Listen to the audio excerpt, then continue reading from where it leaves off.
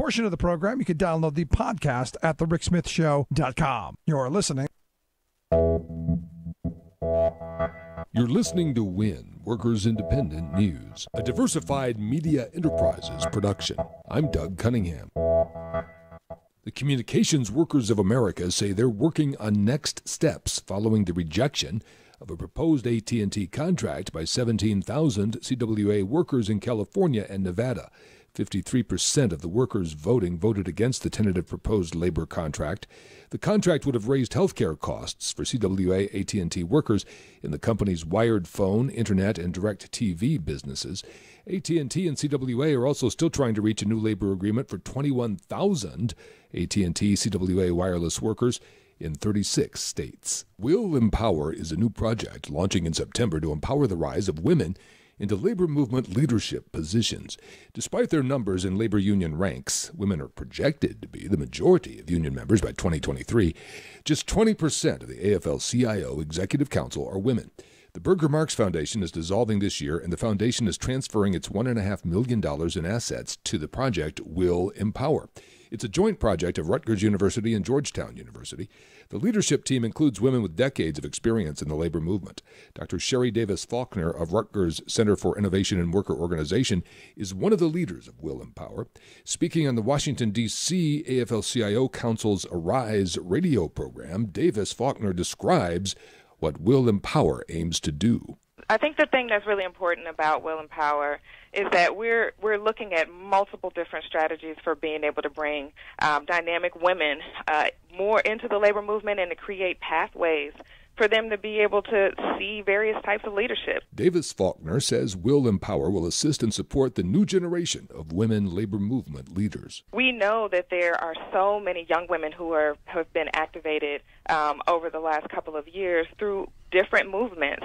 We want to make sure that they're paying close attention to the labor movement and that they're seeing this as an opportunity for them to do concrete things to change the lives of themselves, their families, their communities. The American Federation of Teachers applauds the 18 state attorneys general who are suing Education Secretary Betsy DeVos over her decision to delay regulations that protect student loan borrowers. The AFT says, quote, "The federal government has a moral and legal obligation to act as a watchdog to protect students from ripoff artists and frauds, but Betsy DeVos and this administration continue to side with predatory for-profit schools over students being defrauded," end quote. The AFT wants protections against predatory lending for student borrowers. WIN is made possible in part by the OPEIU, the Office and Professional Employees International Union. You've been listening to WIN, Workers Independent News. For more information, visit workersindependentnews.com. You're listening. It's time for the Rick Smith Show. I want you to get up now. I want all of you to get up out of your chairs. I want you to get up right now and go to the window, open it, and stick your head out and yell, "I'm as mad as hell, and I'm not going to take this anymore!" I don't want to abolish government. I simply want to reduce it to the size where I can drag it into the bathroom and drown in the bathtub. You bet I cut the taxes at the top. How dare you? How dare you? Go ahead. Make my day. The Rick Smith Show starts now.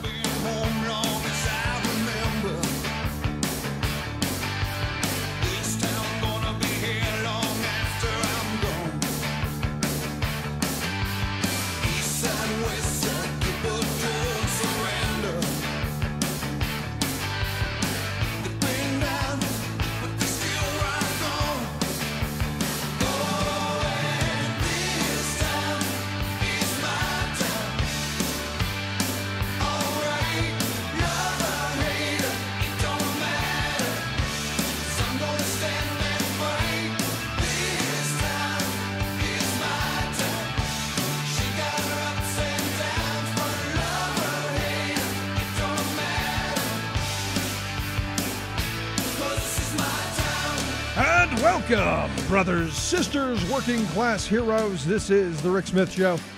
Thanks so much for tuning in while we take a week's vacation and, well, all hell breaks loose. Evidently, the Donald Jr. admitting Hey, yeah, we tried to collude with the Russians. We tried to get information from the Russians. We wanted the dirt from the Russians, but, well, they didn't have anything. That's what we're led to believe. That's what the Donald Jr., the brain trust of the future, that's what he wants us to believe. Now, the mere fact, in my view, that you take the meeting from a Russian lawyer who says, you know what, I've got some contacts, I've got some friends, I've got some dirt. You want it? The fact that he took that in it of itself and then didn't bother to mention the fact after all of the conversation and all of the media reporting and all of the fingers and the allegations and all, it's amazing how all of these Trump folks have very short memories. It's like the latest edition of short attention span theater. We don't. That was yesterday. Forgot about yesterday. Understand, and I know a lot of forgiveness because they're not political people. Look, you only get to use "I'm not a politician" when you're a politician for so long, and I think that grace period of "we're not politicians" over. Time to come clean, time to step forward, time to say, this is what we did. This is who we talked to. These are the meetings we took. These were the Russians we dealt with. And I had this conversation a couple of times this past weekend with family members because it took a week away. We completely dropped out of, as much as I can possibly drop out. To spend a little time with family. My son and I ran away for a weekend to watch baseball and just, do that father-son bonding thing. And, met with some of my Tea Party Trumpite family members who, they're losing their minds. And none of them believe there's anything here with it's Hillary. It's all just those liberals who are trying to destroy a great man. And yet by great man, they can't come up with anything other than, he talks a good game. It's going to make America great again. And they go, what policies? Point me in a direction of something that, every president in the history has had, something that they can point to in the first 100 days and go, this was it. This was great.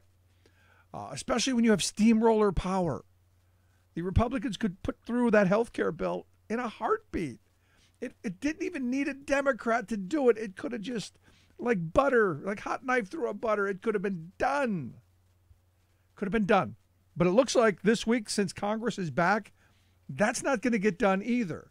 The tax plan that all the Republicans claim that they want, evidently not going to get done. None of this stuff seems to be getting done. And again, it's because the more that the Republicans tell us who they are, and the more we wake up to the reality of who they are, the more we realize, we don't really like them. We don't like the healthcare bill that they put forth. They don't like any part of it. The tax plan is even worse.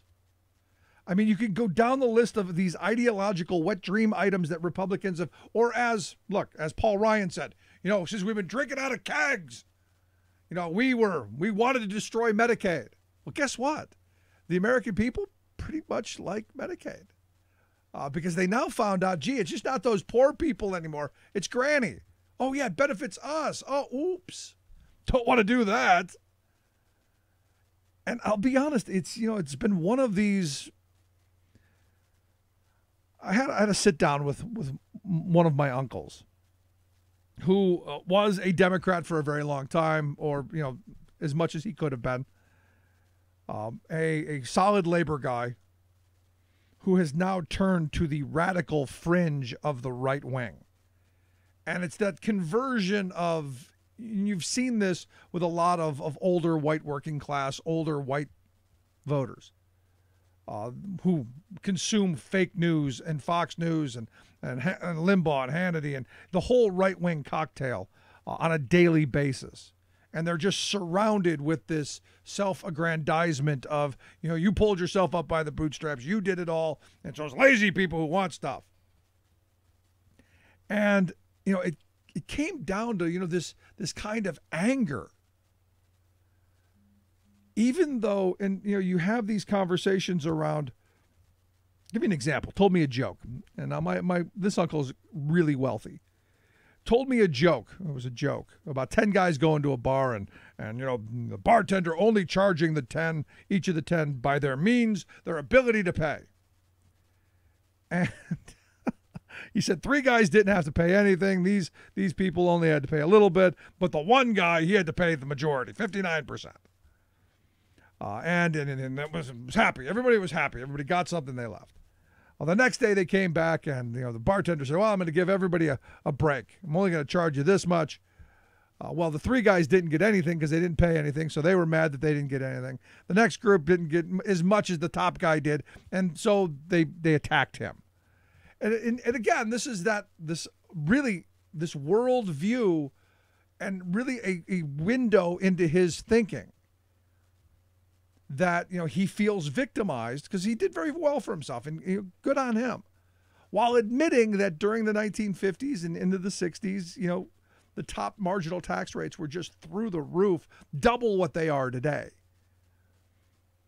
Forgetting all of that, but knowing it, forgetting it conveniently, he now has this worldview that, everything should be his and the heck with everyone else. And it's one of these kind of moments where you just go, what happened to this country? What happened to us? What happened to the idea that we're all in this together? What happened to the unity? What happened to one nation under God? What happened to that? When did we become 310 million individuals? When did that happen? And, this was a slow process. This was, 30 or 40 years of creating a media conglomerate that just hammered these messages. Now, he made that up himself out of a whole bunch of really well-written emails and propaganda pieces that the right wing puts out. But again, it got him, he's now the victim.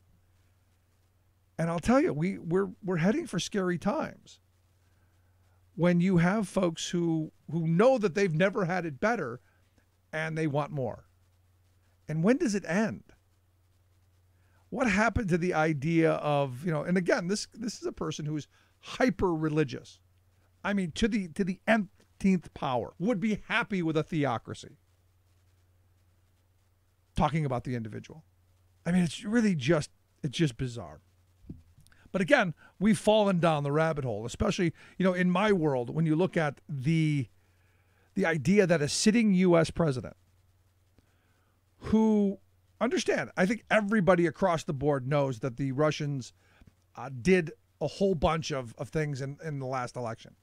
Lots of fake media, lots of stories that were made up, the hacking, all of this stuff. I think universally, everyone gets it, except for the most ardent of the Trump supporters. And even Trump himself, I think, at some point has to know it. On Sunday, he got up really early and he tweeted out that he and the president of Russia, Vlad, had a discussion on Friday about forming what he called was an impenetrable cybersecurity unit. So we can make sure that this never happens again. And immediately, backlash. Immediately, people like me going, wait a second. The two of you who your campaign had dealings. I don't believe there's any question about that. And every day we're seeing another, there was that meeting, but we didn't really get anything. Oh, there was that, but that wasn't really. Oh, that, never mind that. Lindsey Graham was on Meet the Depressed. And he said it's not the dumbest idea I've ever heard, but it's pretty close. This idea of the Russians and us having a cyber security unit. And, immediately the thought is this the end of all elections? Will all of them be hacked in the future? Ash Carter, Obama's defense secretary, he told CNN, quote, this is like the guy who robbed your house, proposing a working group on burglary.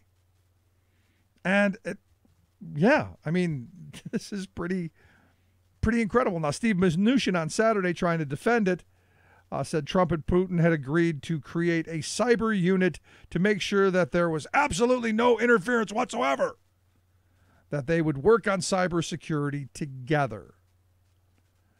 So then later on Sunday, you had the Donald doing about face, He tweeted out, the fact that President Putin and I discussed a cybersecurity unit doesn't mean I think it can happen.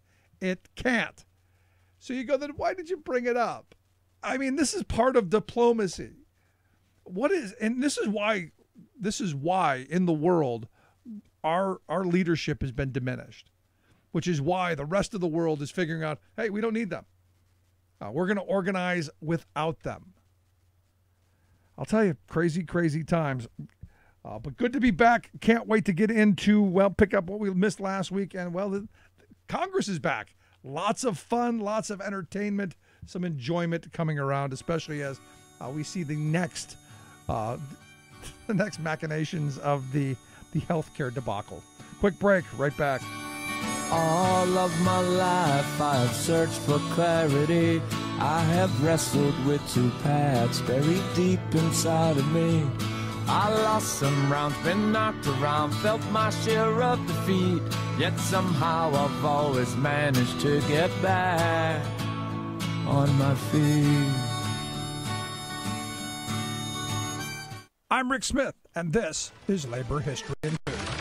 On this day in labor history, the year was 1894. That was the day that labor leader Eugene V. Debs was arrested for supporting the strike of Pullman Palace Car Company workers. In May, the workers who made the popular train sleeping cars had walked off the job. George Pullman had slashed the workers' wages, but kept the rents in his company town steady. The striking workers called on Eugene Debs to support their strike. Debs had made a name for himself in the labor movement by successfully founding the American Railway Union. The union joined together railroad workers in an unprecedented force of solidarity across job types. In June, the union voted to boycott Pullman in support of the train car makers. As rail traffic ground to a halt, the federal government moved in to end the strike. Federal troops were called out. A federal court issued an injunction against Debs and the boycott. The basis for Debs' arrest was the claim that the boycott interfered with the delivery of the U.S. mail by the trains.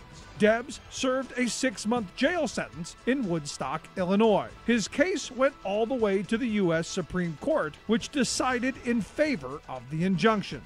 When Debs was released from prison, he delivered a speech he called Liberty. In it, he declared, quote, "The people have seen the money power practicing at every art of duplicity, growing more arrogant and despotic as it robbed one and crushed another, building its fortification of the bones of its victims, and its palaces out of the profits of its piracies." The Pullman strike and the American Railway Union were crushed, and injunctions became a powerful tool against the labor movement. Labor History in 2 brought to you by the Illinois Labor History Society and The Rick Smith Show. Sanity for a change. The Rick Smith Show.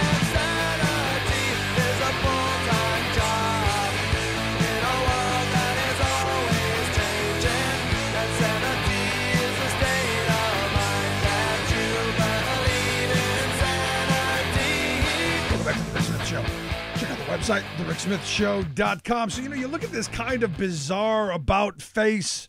Yes, we're going to have a cybersecurity unit. It's going to be tremendous. It's going to be great. It's all that. And then, do I think it can happen? No, it can't.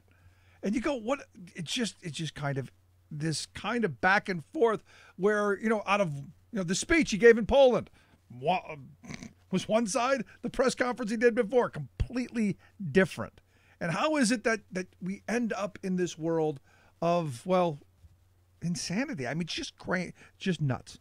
Here to talk a little bit about that, and also, are we a less compassionate society? Is this making us meaner? Is this making us angry? Is it dividing us even further? That's why I've asked our good friend Propane Jane to come talk with us. Jane, thanks for taking time for us. You're welcome. Thanks for having me back. So, again, we saw on display on the international stage, right, the two sides of the Trump, the Dr. Jekyll and the Mr. Hyde. Right. And I think we also saw, I think most importantly, the submissive Trump, who, talks a good game and, but at the end of the day, his bark is still much bigger than his bite when it comes to people who actually are posing a threat to us. You know, it's amazing how he manages to be so cordial with Russia, and, you know, completely overlooks their interference in our election, you know, but is, you know, dead set on taking it to the media every day, every chance he gets. And so what we saw is that, you know, instead with our greatest adversary right now, someone who, you know, is on record having interfered in our election, he's so nice, and he's patting him on the back, and he's, you know, smiling, and you know, he's very positive about, you know, their working relationship and things that they can do together. He's completely sidestepping the whole issue of the interference in the election. And you really just have to wonder why he's doing that. Why is he putting himself in a submissive role with someone who is wanting to destroy us very clearly?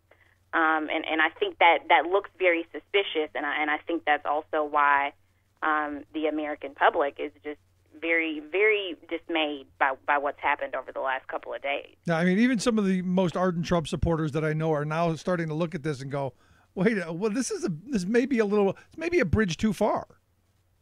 Yeah. I mean, because it just, you know, so much information has come out over the last couple of months. And even if, you know, he's sort of, you know, speaking up for his quote unquote innocence or, you know, whatever, or what they like to call it, you know, he's new to the job, and so he just didn't know that certain things were wrong to do or what the right things to do were. It still is curious because, you know, he's not addressing the attack that was made on the whole country. Right. I mean, at the end of the day, it becomes, is this about Trump personally? Are you getting along well with Russia because you get along well with Putin individually?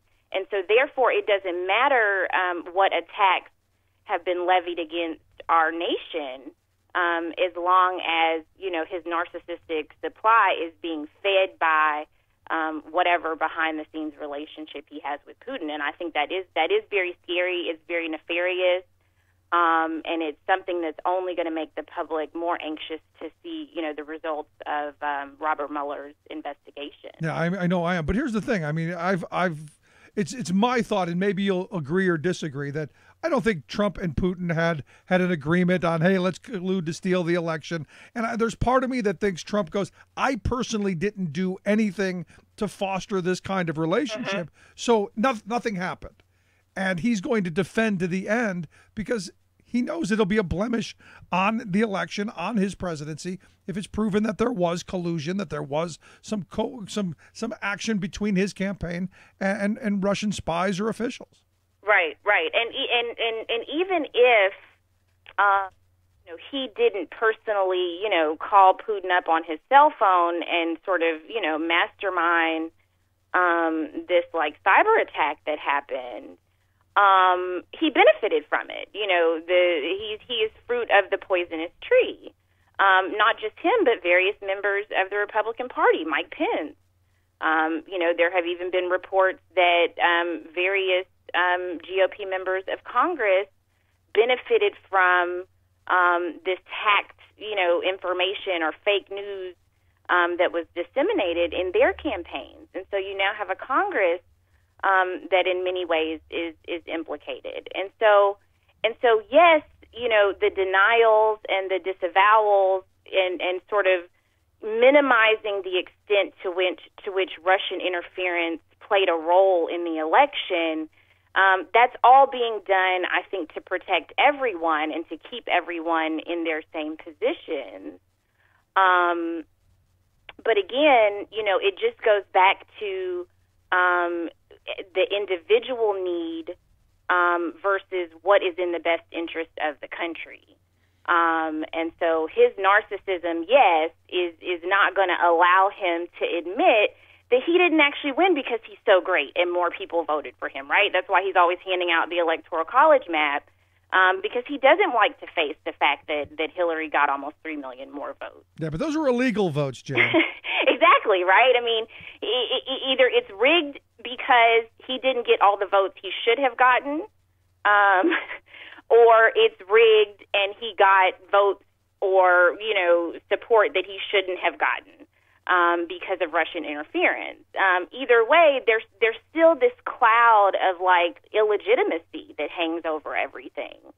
And so I do think that motivates him to really make his relationship with Russia seem, our nation, actually, our relationship with Russia, make that seem like it's this really copacetic, we're going to work together, because then that just draws attention away from the attack that's actually happening behind the scenes and mostly on the internet. Yeah, but let me ask you this, because this has been thrown at me a number of times by people who go, well, so let's say there was collusion. What's the response? Do you impeach Trump? Do you impeach Pence? Does Hillary become president? Or do we just not know because this is so unprecedented? I'm curious your thought. Yeah, I think we have to accept that we are at a time in history that has never before been seen in our history. And this is unprecedented. There is no blueprint for this type of, there's no blueprint for anything that's happened in the last, almost 6 months in regards to all of this information that's come out with Russia. But then also we have to also focus on the voter suppression and the, Supreme Court sanctioned dismantling of the Voting Rights Act. So things have happened in this election in particular from, our foreign adversaries and then also from people, unfortunately in the Republican Party, right, who are seeking to thwart our democracy by limiting, the days you can vote, limiting polling places, making you have to have all of this extensive documentation to vote. So all of this has been culminating over the last couple of years to where those elements plus Russian interference have come together to make just this, this giant disaster. And there is no rubric, I think, for how we address it. And it really is going to take us coming together as a nation the same way that, generations ago, our forefathers and foremothers, had to do and had to come together, get people in office who could pass good legislation that actually protects us and protects our voting rights and preserves those voting rights so that we're not having to deal with situations like this that get out of control because the people don't have a say in the government anymore. You bring up an interesting point because, look, the Russian thing, and I've been saying this for a while, the Russian thing is important. Mm-hmm. But, it to me wasn't the factor in this election. It was the voter suppression. It was all these voter ID laws. It was all of the schemes that the Republican Party has been working on since, the 2000s. I mean, you go back to 2000, the voting while block in Florida and, with choice point and kicking people off the voting rolls because their names rhymed with someone who may have committed a felony. And you go down to the caging and you just go down to the list. And now a cross-check, which is coming, and you've got the Kobosh Commission. You got all of this stuff. Look, to me, you're right. The where we should be spending all of our time is on the real terrorist organization in this country, and that's the Republican Party. Yeah.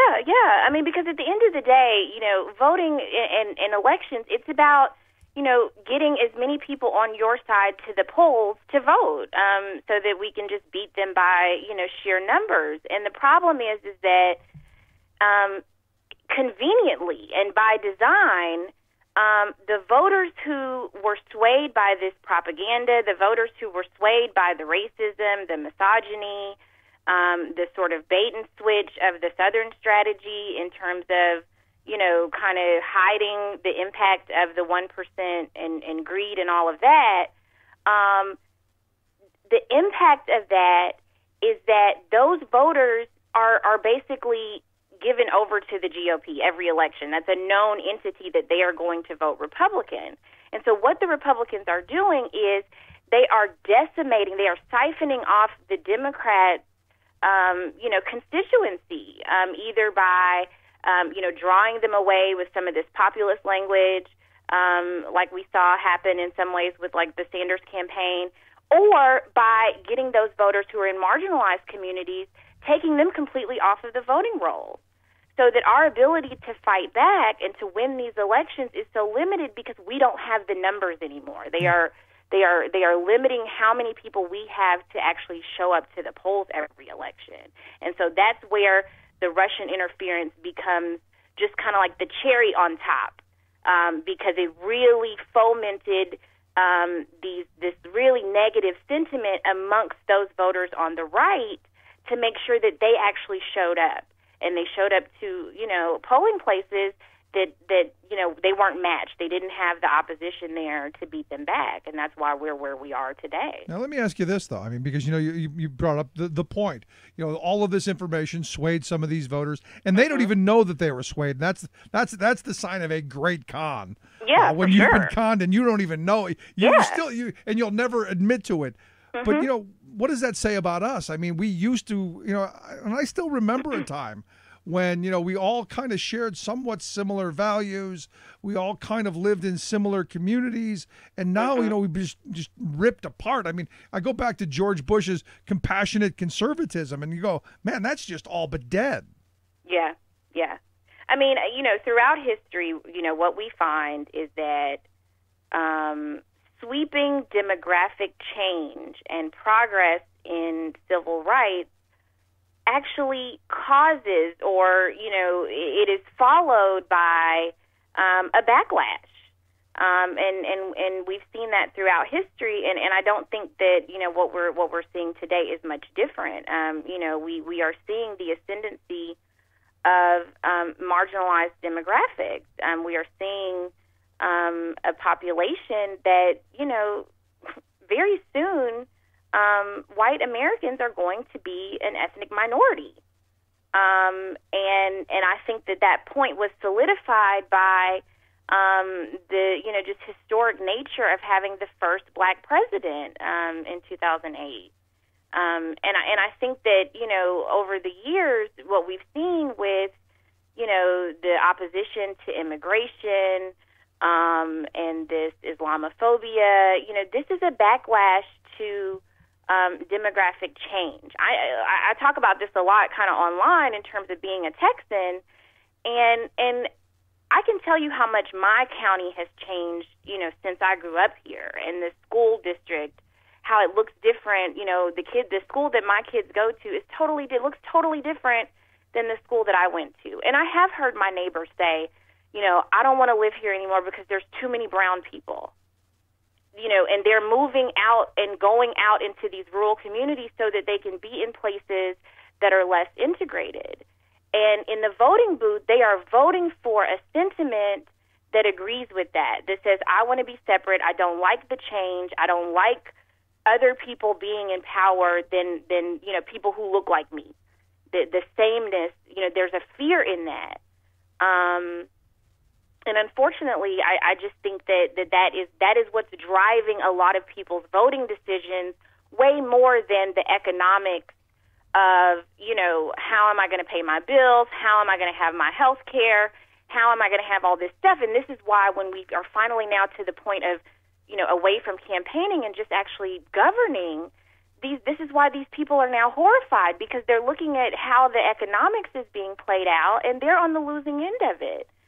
But it's because they voted for that sentiment that we are where we are, unfortunately. Yeah, I mean, you look at this health care bill, which I'm hoping, I'm hoping McCain is right that it's dead on arrival. Yeah. But you look at the Republicans are showing us who they are. You look at their health care plan, you look at their tax plan. It's who they are, and at some point, I hope we believe them. Yeah, you would hope, right? I mean, you would hope. But I think that for a lot of people, it is coming to grips with the reality that someone who looks like you and shares your same biases and prejudices actually is not really on your same side because they are a 1%er. They're like a toxic 1%er, and they are out to give more money to rich people. And they are not trying to give. They may agree with you that you don't want any more Mexicans in America. They may agree with you that you think there should be a Muslim ban and all of this other stuff. But at the end of the day, the bread and butter issues of your household and how it runs, they are in a complete disagreement with you. And so this is why these people are showing up at town halls. In Kansas, Representative Moran, half of the town showed up. Half of the town showed up to say, oh, my gosh, you're about to kill me, basically. And how many of them voted for him? How many of them vote Republican religiously? And so, again, the Southern strategy strikes again. And this is why I always focus on this, because it happens election after election after election. And, it's just a revolving door, because as soon as they get back into office, they basically take everything away that the Democrats worked so hard to put there for the people. No, but here's the thing. I mean, isn't that highly predictable? I mean, it is. Don't we naturally segregate ourselves off to be, the old birds of a feather flock together mentality? I mean, isn't this something we do naturally, and not just white people, but blacks and Hispanics? That naturally you're going to be in like communities, or am I off base? Absolutely, and it's like I talk about peer pressure.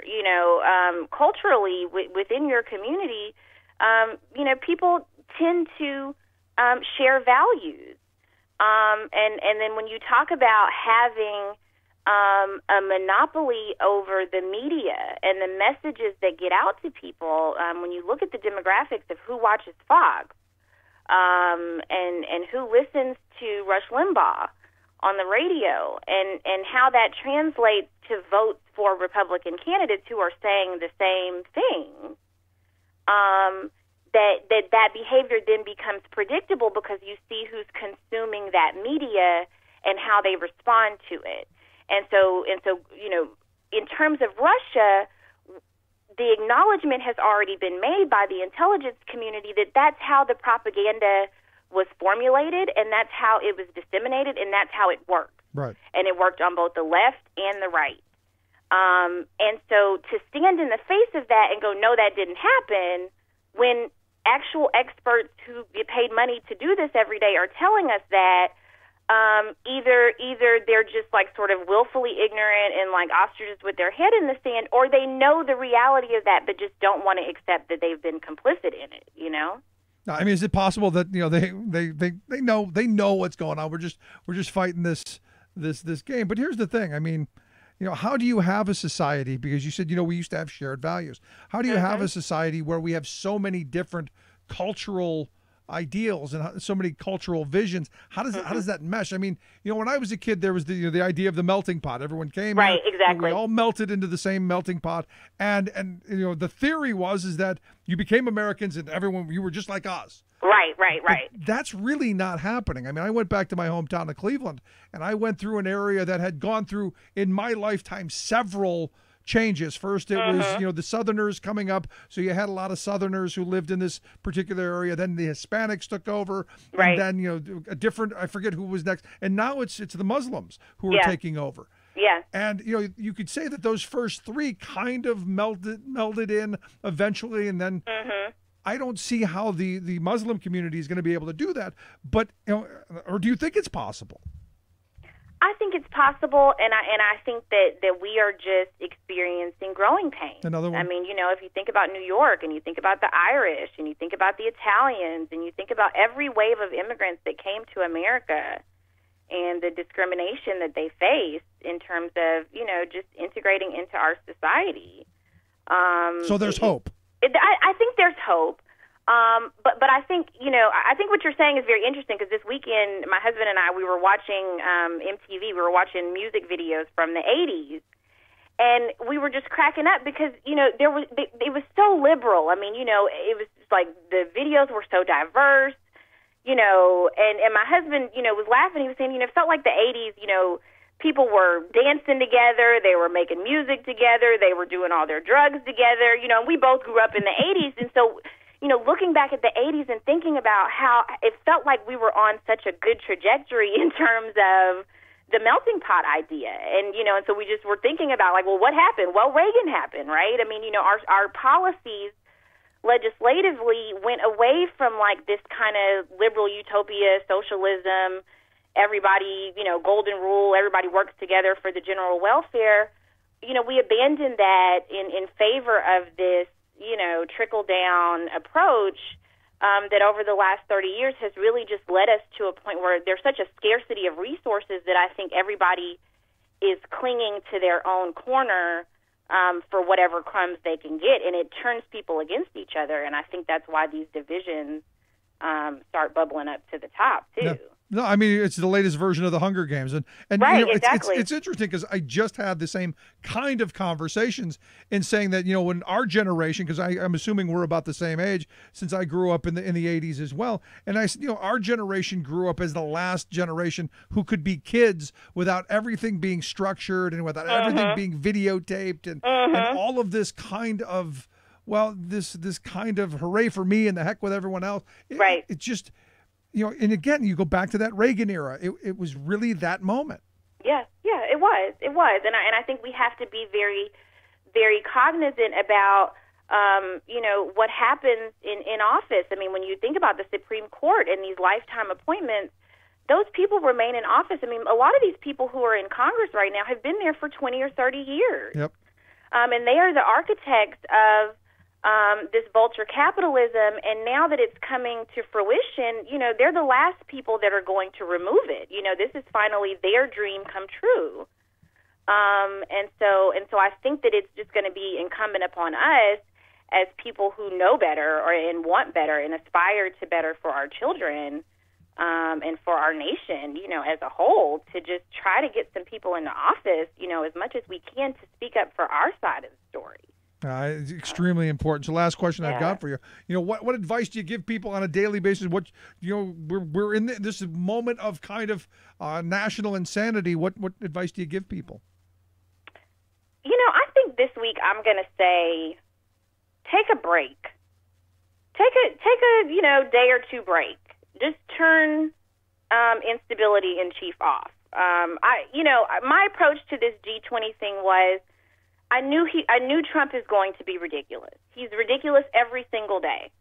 It's predictable. It's, yes, we don't know the full extent of how ridiculous it's going to be, but it's mostly going to be an embarrassment. And so do you on that particular day have to, sort of check in with something you already know is going to be there? Yeah. Can you take a break and, watch Golden Girls or something else that makes you smile and makes you laugh? Can you go help someone who needs help, who isn't paying attention to this either? And take a break from it, and then when you get back to it, focus on policies and legislation that will help. There you go. In fact, I took your advice last week, dropped out the entire week. And it was a great week. It feels great. Exactly. I've done it many times. So it's the kind of sanity we all need. Jane, appreciate the time. Always great talking with you. All right. You too. Have a great week. You as well. Our good friend Propane Jane. Quick break. Right back. Stick around. You're listening to The Rick Smith Show. We're working people. Come to talk. These days we're gonna wake up and find a new day.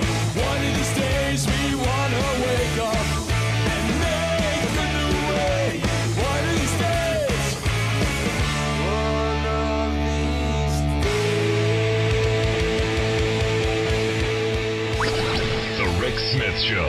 Changing America for the better. I'm Rick Smith, and this is Labor History in On this day in labor history, the year was 1918. That was the day machinist John Connolly was fired from General Electric's sprawling river works in West Lynn, Massachusetts. Firings of several more labor activists prompted 14,000 workers, 40% of them women, to walk off the job and flood the ranks of the IAM and the IBEW. The newly established War Labor Board emboldened GE workers. They looked to the board for help in beating back yellow dog contracts and to organize bona fide unions. A Metal Trades Council had finally been established at the GE plant in Schenectady, New York. Workers hoped to do the same at Lynn. After Connolly's discharge, GE managers fired another 14 activists 3 days later. As Joseph McCartan describes in his book Labor's Great War, thousands of outraged workers met the evening of the firings and determined there was nothing left to do but strike. The walkout began the following Monday. David Montgomery describes the scene in the fall of the House of Labor, writing, quote, "Early in the afternoon, Union sound trucks outside the building blared fighting songs and called to down tools. Within an hour, the GE River Works were empty." The strike lasted 3 weeks. In that time, strikers defeated attempts at arbitration, demanding the board rule on their behalf as it had done for GE workers in Schenectady. In October, the board adjusted wages, ordered reinstatement of all but 2 of the fired workers, and established minimum pay for women. It also ordered the election of shop committees. Lynn River Works was now 95% organized. Victory was short-lived, however. In the post-war period, unions at GE and elsewhere were summarily defeated in vigorous open shop drives across the country. Labor History in 2 brought to you by the Illinois Labor History Society and The Rick Smith Show. The most important issues of the day. This is The Rick Smith Show.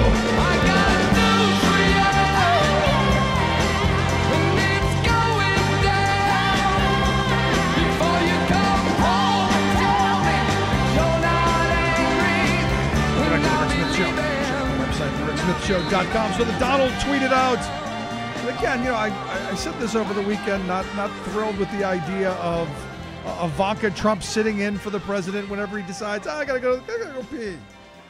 He writes, when I left the conference room for short meetings with Japan and other countries, I asked Ivanka to hold seat. Very standard. Angela M. agrees. I don't know that's very standard. I think that's, where your number 2 or maybe your Secretary of State would be the guy that, the person to sit in there.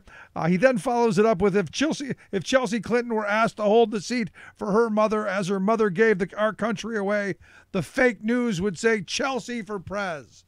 I don't think so. I don't think so. Sorry, Donald, not going there.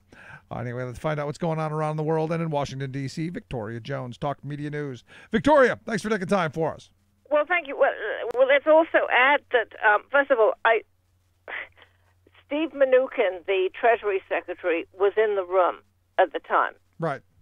He's more senior than Ivanka Trump. I didn't know Ivanka was on the seniority list. She's not on the authority list. But she was part of the delegation, so she could, in theory, have been put in the seat. Yeah, I mean, to me, it makes it sound like she's being put in a high seat or something. It just seems like it seems to me that you should have someone who belongs at that table. Like your Secretary of State should be somewhere around. If this is your top diplomatic time period, shouldn't you have your diplomatic team there? Not someone who ran a fashion company. I mean, he may have been in a meeting. It's possible. I mean, I'm not going to criticize. Oh, I did something peculiar here. I'm not going to criticize Tillerson because he may actually have been in a meeting, but Mnuchin was part of the delegation. He could have sat in also. I mean, right. Tillerson may have had things to do, but Mnuchin could easily have sat in for a short time. I think that the reason that I'm concerned about Ivanka Trump sitting in is not only because she's, whatever.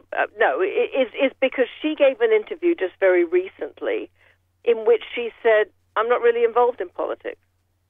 I mean, she said that. Yeah. And she is. She's deeply involved in politics. She said that. And she is. Yeah, I know. Sitting there, you are now deeply involved. And she's having these meetings with world leaders.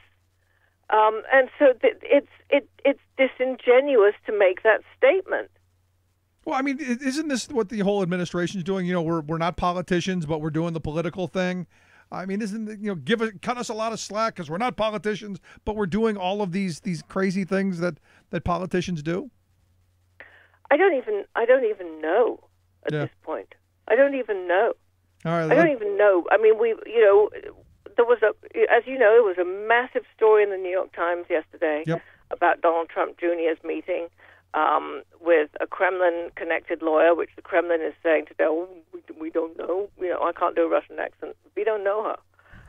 they're saying, and I can't do Russian accents. I can't do a Russian. It's one of the ones I always think I can do, and I can't. And I can do a lot of accents, and I can't do it. I do various accents quite well, and I can't do it. Anyway, they say they don't know her, and so that's what they say. And of course, we believe the Russians when they say things because of course we do. Right, that's what they say. Anyway, so Donald Trump Jr. had this meeting with them on June the 9th last year. Big story in the New York Times yesterday, and then it turned out the story got updated when the New York Times then said, oh, wait a second, it wasn't just a meeting about Russian adoptions with Donald Trump Jr. in Trump Tower last June the 9th. It was actually that Donald Trump agreed to the meeting because the Russian lawyer said that she had dirt on Hillary Clinton related to the campaign. So actually it was sort of really, really, really big. Now, what was the point of me saying this?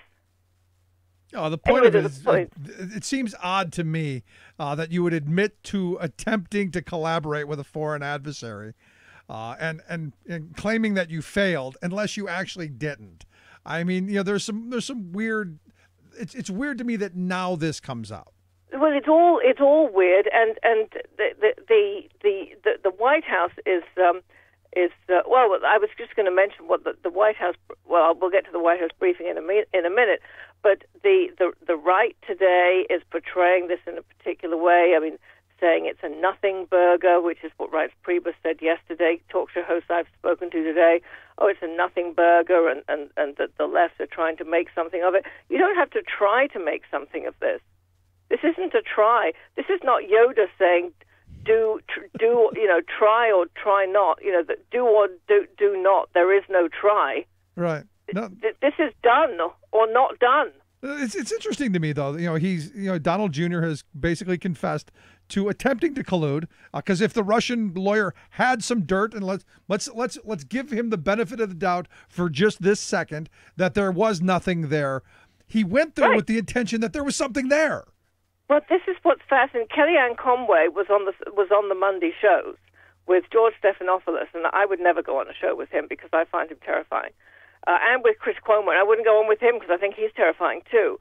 And they both were pretty tough on her, and she repeatedly tried to change the subject to how, well, Hillary Clinton is dirty, and well, there was no there, and it didn't work. Yeah, what is it about every Trump supporter that I've ever met who immediately when you catch them into something, they go, but Hillary.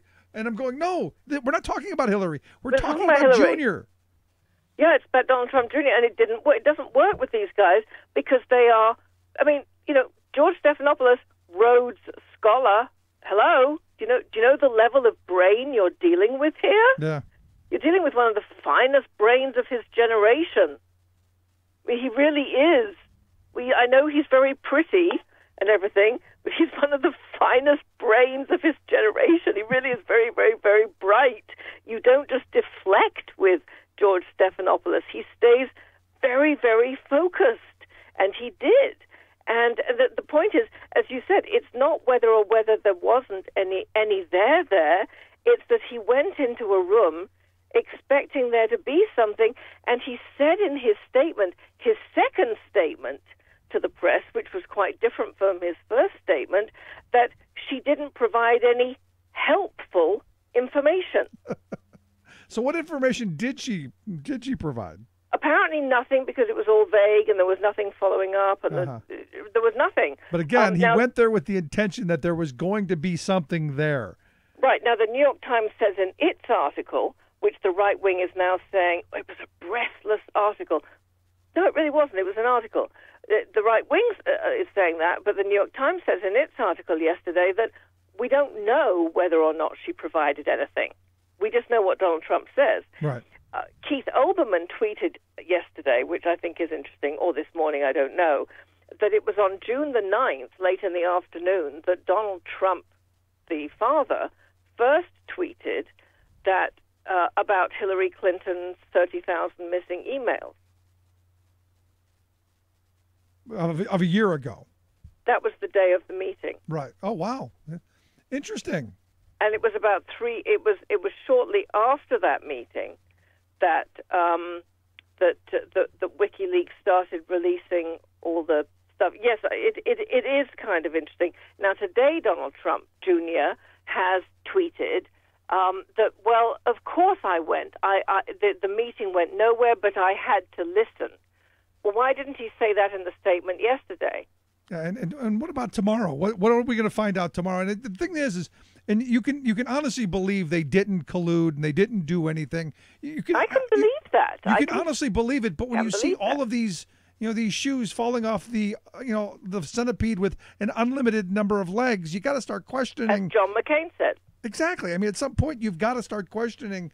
When does it end? At some point, the centipede turns into a snake. There you go, and hopefully bites him in the behind. So is there going to be a press conference today? There is a briefing with Sarah Huckabee Sanders, but you won't get to see it. Of course not. It's going to be off camera, and I think it's going to be revolting in the press room. I'll tell you that. Wow. See, now I think the stuff. Jim Acosta is going to have to be put in restraints. So here's the thing. I really do. I get that, but here's the thing. Why aren't all of the reporters going on live stream and just holding up their iPhones? We see, I actually said to a member of the White House Correspondents Association, I can't say everything I said because there were 2 4-letter words and they were different from each other. In the couple of sentences that I said to him, I said, why are we putting up with this bleep? Why don't we bleeping just turn the cameras on? Exactly. That's what I said. I'm with you. Why don't you? Well, I don't have control of the camera. No, I mean, why doesn't every reporter there just flip on we live in the era of instant television. Every person is carrying around a television network in their pocket. I know. It's that simple. So how is it acceptable? I mean, how is it possible that we put up with this? Because I was looking for, actually, I'm waiting for Spice Boy to come back because I'm a little bored of Sarah Huckabee Sanders. But how do we? You want to try and be at the other end of that invective? Exactly. How are we putting up with this? I mean, honestly, I don't get it. I don't get it. Obamacare, we repealing it this week. Is that going to happen? Not this week. They're not expecting a vote until next week, according to Mitch McConnell. They are expecting 2 scores from the Congressional Budget Office this week, which they hope are going to be better than the last score. Okay. So even if it's only my favorite headline of all time was USA Today when the Senate version came out, and it said, Republican Senate plan to ensure 1 million more. Is that what they said? That's what they said. And I'm going, but they are still kicking 22 million people off of it. But still, they are ensuring 1 million more than the House plan, which is accurate, but kind of misleading. So I'm waiting to see another one of those. I think I think that John McCain, who had quite a good day yesterday, actually said he thought it was dead. Of course, John McCain also, when asked about the impenetrable cyber unit, said he thought it would work quite well, seeing as Vladimir Putin was doing the hacking. So he enjoyed himself. But look, the Mike Lee and Ted Cruz have their own bill, which would allow these unregulated health plans that basically cover a scraped knee and an ingrown toenail and a headache if you're 25 or under. Right. And everybody else goes into a high-risk pool that's so deep that you jump in, you drown, and that's not covered. No, I mean, that's that's the reality. I mean, that's the reality. So that's what they're proposing, and experts are saying, well, that would cause the markets to collapse. And they're also saying, well, if you don't vote for our plan, we won't vote for your plan. So is it possible that, as I've been saying all along, that they get nothing done and eventually they've done enough already to cause the Affordable Care Act or the marketplaces for, the people who are buying into the pool to eventually collapse anyway? What's possible, according to what Mitch McConnell said to lunch this week, is that they don't get anything done and that he may reach out to Chuck Schumer. Wow. There you go. And let's see what kind of horrible comes out of that. Yeah. Fun week. Cannot wait. It's great to be back, Victoria. I appreciate the time. And Game of Thrones next Sunday. Can't miss that. No. All right. Good stuff. Victoria, thanks so much. Thank you. Always great to talk to our friend Victoria Jones. Let's take a quick break. Right back after this. Stick around. You're listening to The Rick Smith Show. We're working people. Come to talk.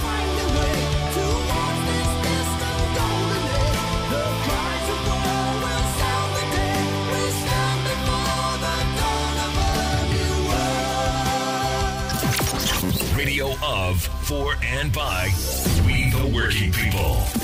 The Rick Smith Show. You're listening to The Rick Smith Show. For more information, go to thericksmithshow.com. If you've missed any portion of the program, you can download the podcast at thericksmithshow.com.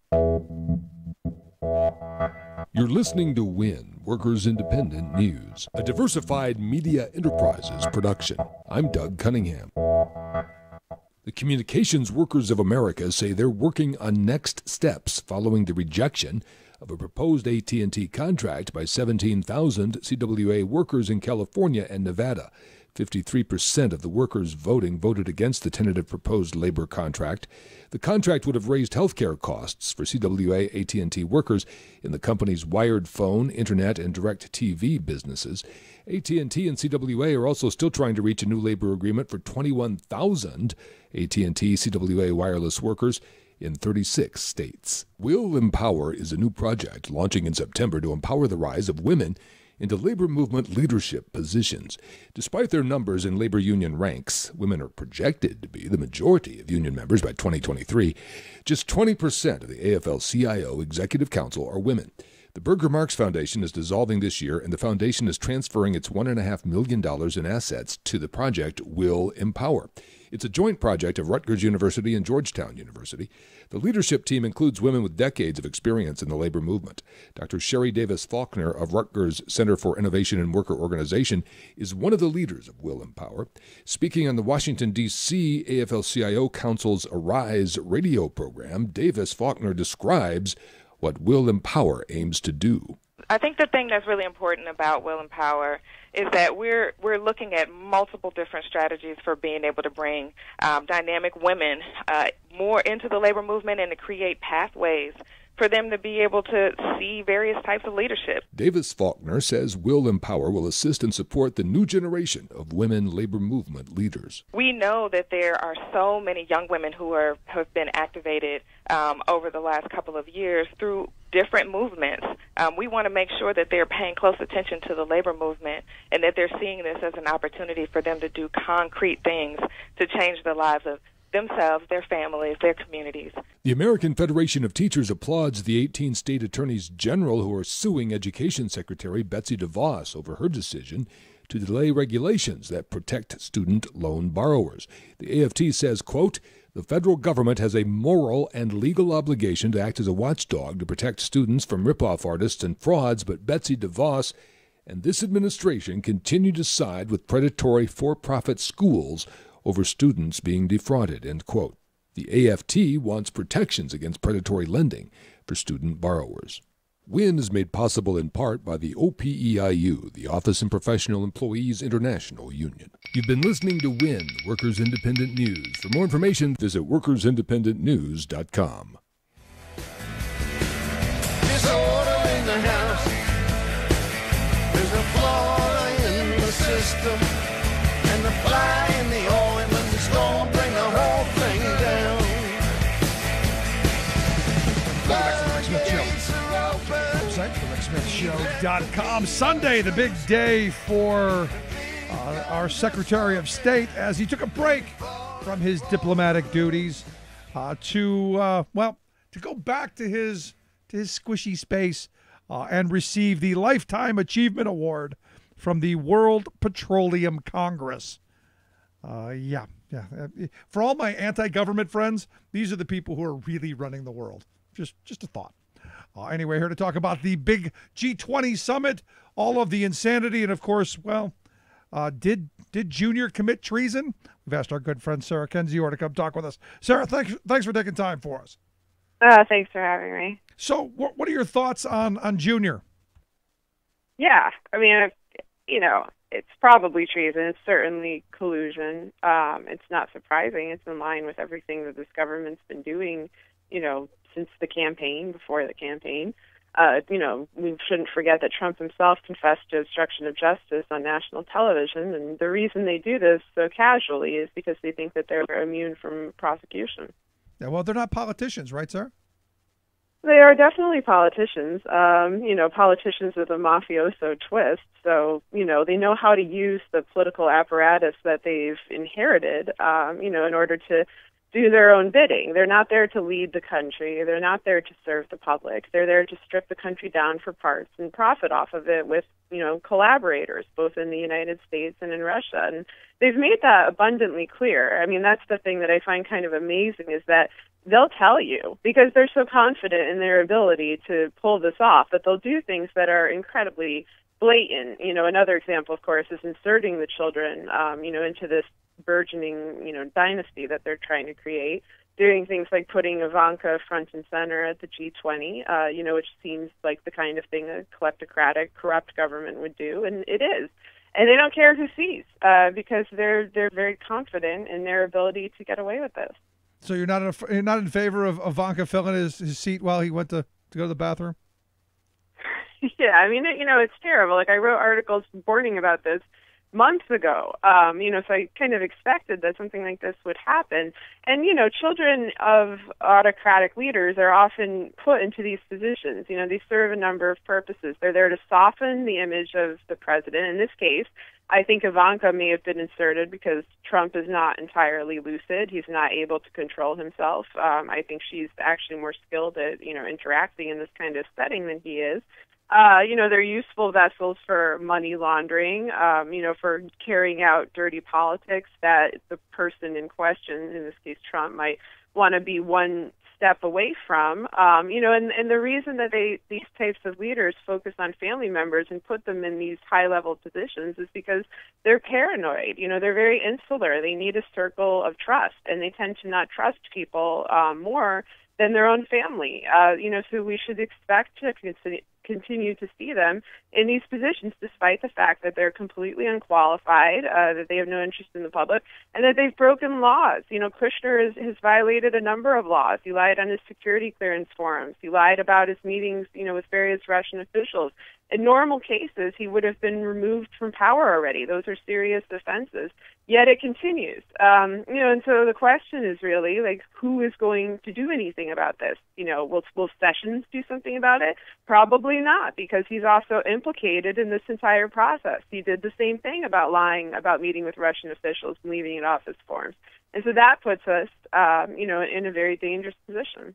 Yeah, I mean, I saw an interview with Richard Painter, former ethics lawyer under the W administration, and for someone during the W administration to come out and say that Junior, Manafort, Kushner, any of them would be, if not ousted, they'd be in custody and in jail. They should be. I mean, the key difference between the types of crimes that were committed during, George W. Bush's administration, which were substantial, they were essentially war crimes, is that there was not this central issue of which country is this group of people most loyal to. And in the case of Trump and his group, that country is not the U.S. Their loyalty to Russia, and specifically their loyalty to the group of oligarchs that keeps their enterprise running, and that's deeply embroiled in the Russian government. These circles of, espionage and plutocracy and governance in Russia, overlap quite a bit. It's, we have our own issues with that here, but it's, a different kind of structure. That's who are their benefactors. That's who they're serving, and that's who they're willing to literally give the United States to. And Trump this morning on Twitter said that, I've been saying that for months, that he's giving this country away to Russia, and Trump flat out said he's giving the country away. He did it in this sort of statement where he was also talking about, comparing Chelsea Clinton and Ivanka, but they're not subtle about this. We're losing our sovereignty. We're certainly losing our national security. You can see that in the sheer volume of things that Russia has hacked. The Pentagon, the State Department, nuclear plants, very likely the power grids. And so many U.S. officials, especially John McCain, keep referencing that. And of course, our voter rolls and, possibly other facets of the election, the DNC, personal emails, all sorts of things. So we're in a position where we've not just lost our power, but we have, our safety, our security, and our sovereignty being given away by the executive branch to an adverse, hostile, authoritarian power. So that, unfortunately, is the situation in the United States right now. No, I mean, you point out inaccurately, the Pentagon, our electric grid, many of our institutions, not to mention the election, and yet you've got a president who suggests that we create a cybersecurity unit with the people who evidently have got all the keys to our institutions. Yeah, I have a feeling that wasn't directly his idea. I think he didn't. Oh, no, that was not his idea. Realize how it would be, what kind of reaction do we get? Because he is in this circle where he can't handle any kind of criticism, and he's surrounded by lackeys. He has this bloated sense of self, and so I don't think he necessarily anticipated that he was, giving up the game quite as much as he did there. And, and he does this a lot. But, I think the purpose of this cybersecurity commission, whether or not it will go forward, is to basically make legal all of the things that Russia has already been doing. Instead of Russia hacking our data or our systems, we're just going to hand it over to them. And we're going to do that under the pretext of, we're working on cybersecurity. And so that way when people raise the point, that we're giving personal data, national security information to a hostile state that has attacked us, at least in a cyber way, they can just excuse it. And I think they're realizing maybe that this won't fly. I think that they essentially are going to keep doing it anyway. They're going to continue to exchange this type of information. Everyone acts as if, Michael Flynn, who is a Russian agent, wasn't, in the executive branch for a number of weeks collecting all sorts of information. And, Trump and his partners are in the executive branch with access to all our information. And I don't think that they have any qualms in giving that information to the Kremlin. I'm sure they already have a lot of it. So this is just a formalization of that. Yeah, and the question then becomes, how, when this is all said and done. I mean, because there's a lot of people talking about the reality that we're losing our leadership position in the world as the rest of the world is moving on without us. And, well, we seem to be giving away all of our secrets. Yeah, I mean, I can't blame the rest of the world for moving on without us. There are issues that are global issues, things like climate change that the rest of the world needs to take action on, for there to be a world, that exists. And if we're not going to join in things like that, if we're going to be hostile to science, if we're going to be, very pro-war, if we're going to align with dictators, then, other countries should not be aligning with us. They should be doing what they can to stop this so that we don't have a climate crisis, a refugee crisis. All these things, we already have them, but they're going to get exponentially worse now that the United States has gone in another direction and, is partnering with Russia and China ideologically on these issues. And that has terrible consequences for everyone. So I'm glad that European leaders, are condemning this and stepping up, because we're absolutely doing the wrong thing. And to be honest, the signals that we're showing is that we have no real positions, that out of each side of his mouth, it seems that there's something different. And you look at Tillerson's statement on Syria and saying that, maybe Russia's got the right idea in what's going on in Syria. Yeah, I mean, Tillerson is just a prop. Like, Tillerson is somebody who they put in there knowing he has no diplomatic experience, knowing that he'll keep his mouth shut, knowing that he has an Order of Friendship medal from Putin, and his primary interest seems to be to, get sanctions dropped to allow Exxon and other industries, allow his friends, to make the most money possible off of stripping the U.S. of natural resources, and also other parts of the world. And they'll do that, in cooperation with gigantic Russian companies that are linked to the Russian government. I think that that's the nature of this relationship. I don't think that Tillerson has an ideological core. I think he's occasionally, maybe given statements by others in the State Department, to make him sound more diplomatic. But from what I understand, he generally disregards the rest of the State Department. He certainly gutted it, left a lot of positions unfilled, which therefore leads him to rely on people like Kushner and Bannon and others who have kind of filled in, where all those positions are vacant. That's a problem in its own right. I mean, it's a major problem. But, you look at this and, I watched the speech from Poland.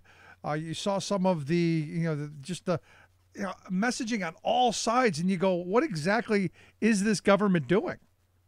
Yeah, I mean, I didn't watch that speech. My family fled Poland because the Russians, were trying to kill them, and they did kill the ones that left. This was 100 years ago.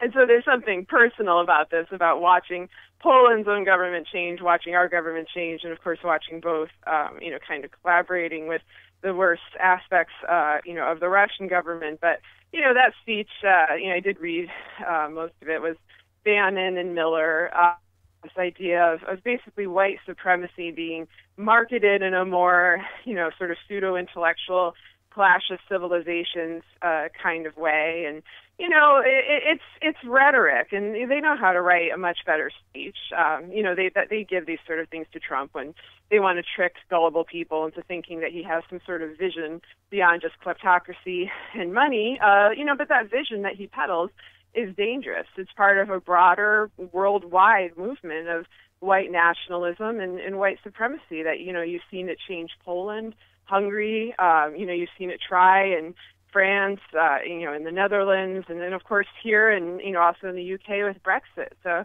that's all part of a theme. And so I think it's important to, kind of look at these international connections and how different white nationalist groups are collaborating in the aim of this broader vision that hurts a lot of vulnerable people. So is the Pope right to be afraid of the dangerous alliance of the U.S. and Russia? Oh, absolutely. I mean, I'm very glad that he spoke out. I'm glad that he is acknowledging it is an alliance, because there's been a lot of false information put out, but I think, by very naive reporters in the United States who still kind of have this, Cold War mentality, or this idea that the U.S. and Russia are, adversaries, and we should be to some extent. I mean, ideally, we would not be, violent adversaries pursuing war, but, obviously Russia has hacked us, has attacked us, and we should respond in turn, but we're not. The Trump administration is Russia's partner.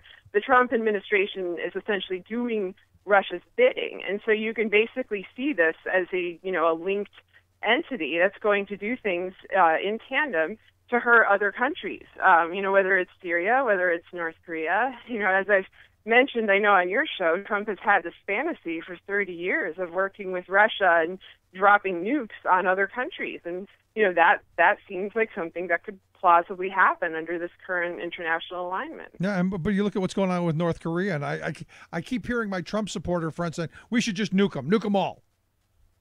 Yeah, I don't think people think this all the way through. I mean, first of all, it's a horrible idea, for North Korea, for the North Koreans who suffer, under their dictatorship. And, one thing I hope Americans and others have realized is that a government does not represent its people when that government is authoritarian. You can't punish people, or you should try not to, for what the worst elements of those in power are doing. And so it would be a tragedy if North Korea was nuked, but it would also be, there would be a retaliatory action against South Korea, in which they would be hurt.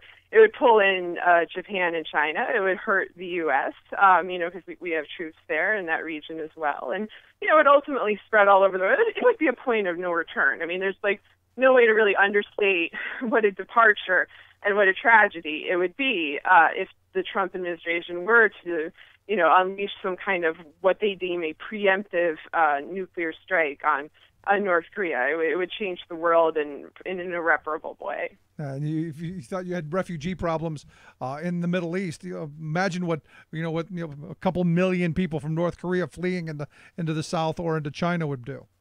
Yeah, exactly. I mean, but again, we have this kind of simplistic thinking that we can fix things immediately, and that's we have the I go back to the H.W. Bush war with Iraq.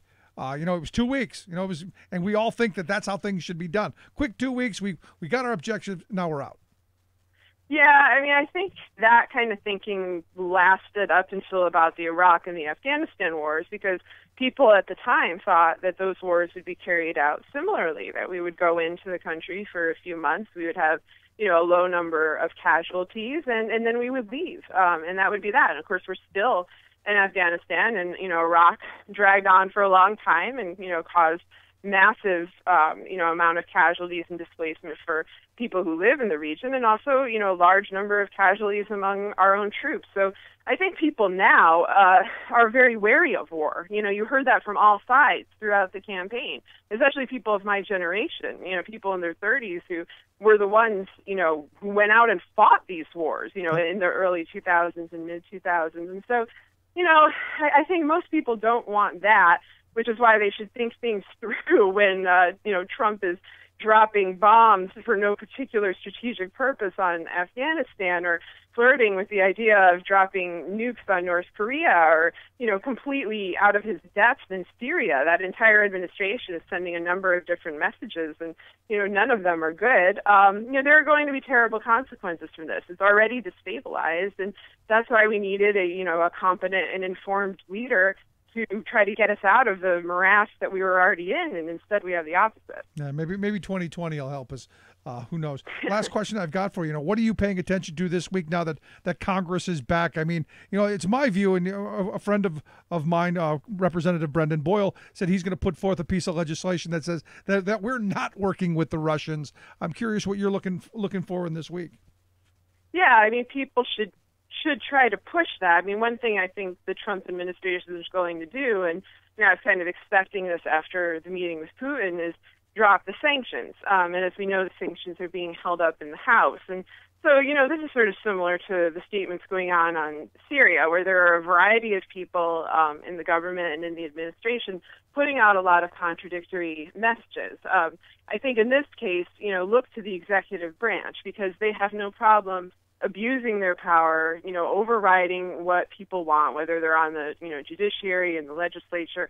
They will try to get done what they need to get done on behalf of their Russian benefactors. And I think it's very good that people are putting bills forward and, just acknowledging that this is happening, that the Trump administration is selling out our country to Russia.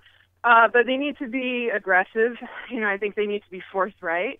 I think this needs to be explained clearly to the American people. I wish before Obama had left office, he had been forthright in what was going on, because it led to a lot of skepticism, because it is unprecedented.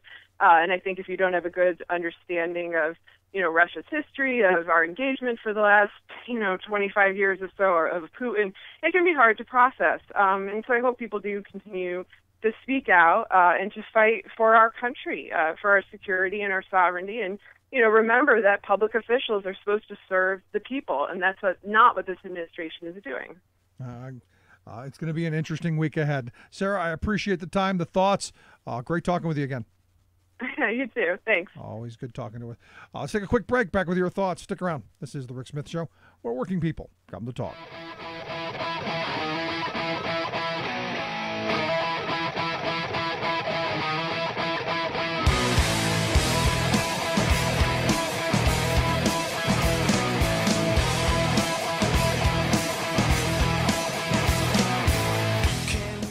I'm Rick Smith, and this is Labor History in 2.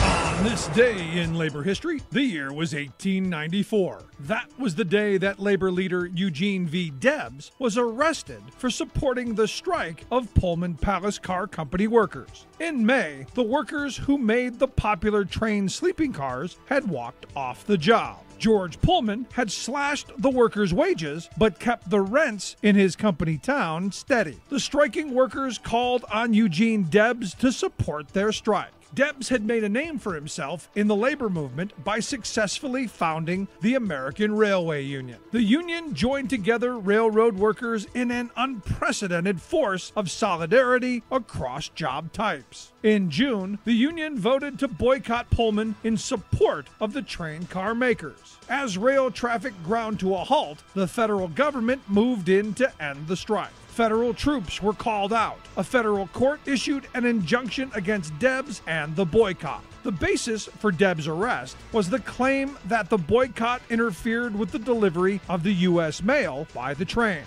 Debs served a 6-month jail sentence in Woodstock, Illinois. His case went all the way to the U.S. Supreme Court, which decided in favor of the injunctions.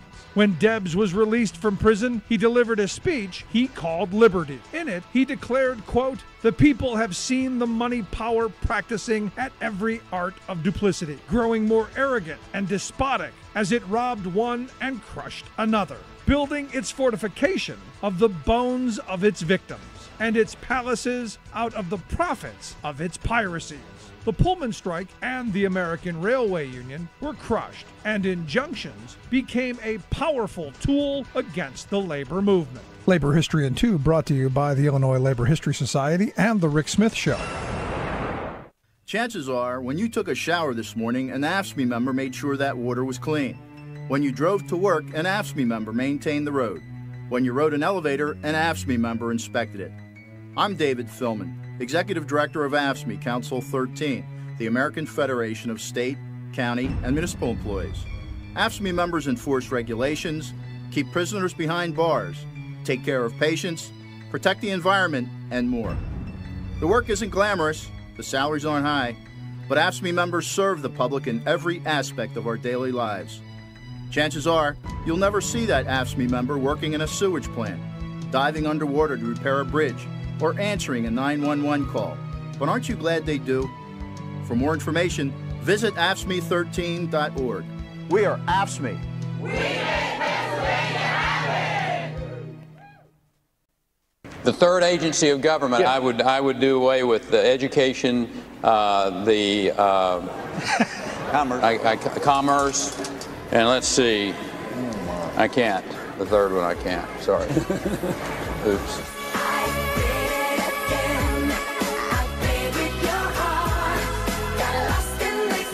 Yes, Mr. Oops. Energy, the third agency of government that he'd get rid of. Energy. Guess who's the head of the energy department? The guy who couldn't remember that he wanted to get rid of it and destroy it. And look, you know, when you have no idea about how government works or how it should work, you get into these places. Oh, we can just get rid of it, without actually understanding that the Department of Energy is in charge of overseeing our entire nuclear arsenal. And this is the guy who we now have in charge of our agencies. Isn't that great? He's in charge of the nukes. So we got a crazy guy with his fingers on the button and the codes, and a guy who doesn't believe in the agency overseeing. Anyway, the reason I bring it up, evidently on, you can't make this stuff up. I mean, you really can't. Last Thursday, evidently the guy who is the Secretary of the Department of Energy was giving a speech at a West Virginia coal plant where he said, quote, and I know every economics professor, anybody who's ever taught an economics class is going to roll over in their grave simultaneously. He says, here's a little economics lesson. Supply and demand. You put the supply out there and the demand will follow. Come on. I know. We all saw Field of Dreams. I know if you build it, they will come. I know. I get it. I get it. But, you know, It's one of the most basic, fundamental bits of economic theory. You know, the law of supply and demand is completely the opposite. And again, it comes back to their whole economic theory that, you know, if we continue to give rich people money, and this is where this comes from. This is their thinking. This is what they took from Econ 101 and the supply and demand argument. That if you have a supply of money and we give you all the money and you have an oversupply of it, that you will then use it and it will trickle down. This is the whole basis of Republican theory. that if we give all the really smart people, because, if you're rich, it means you're smart, because rich equals smart. Doesn't have anything to do with luck, doesn't have anything to do with birth, doesn't have anything to do with any of that. It's all because you're smart. You pulled yourself up by your bootstraps, you're smart. That you'll use the money in the most efficient ways possible, you'll invest heavily, and it will create jobs, and it'll be great, and it'll be beautiful, and it'll all trickle down to the poor, dumb people who will then benefit from your benevolence. That's how this theory works. Now, what we know in actual practice is that you give all the rich people the money, and we've created the largest billionaire class in the history of civilization. They hoard it. They keep it for themselves. And then they use it to pursue legislation that protects them and insulates them from laws. And, I just had this argument about, the tax rates are too high because, if they're too high, people won't invest, which is ridiculous. Because even when it was 92%, guess what? People invested like crazy. So, nonsense.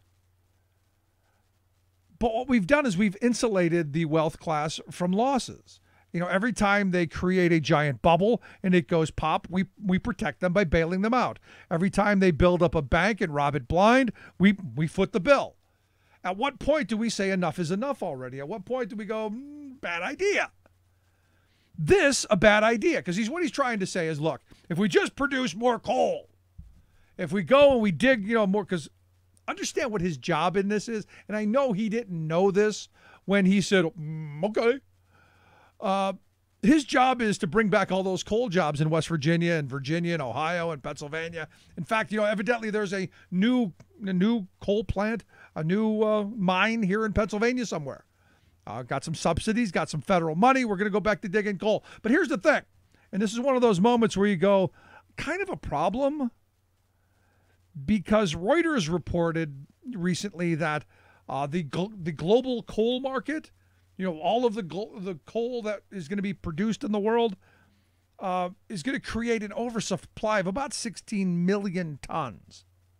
So we're already creating more coal. We're already digging it out of the ground. We're already mining it. We're already, mountaintop removing all of it to the tune of 16 million ton excess. And understand, the rest of the world, they're moving away from it. They're moving towards renewables. China moving quickly. China, the largest user of coal in the world, moving away from it. And the rest of us, even here in the U.S., we're moving to gas. The natural gas is much cheaper, much less labor intensive, and it's one of those things where look, they're building infrastructure like crazy. So this idea that, and again, this is one of those things that the Trumpians believe, that all those coal jobs are coming back. Just nonsense. Because the reality is what it is. We're already producing more of it.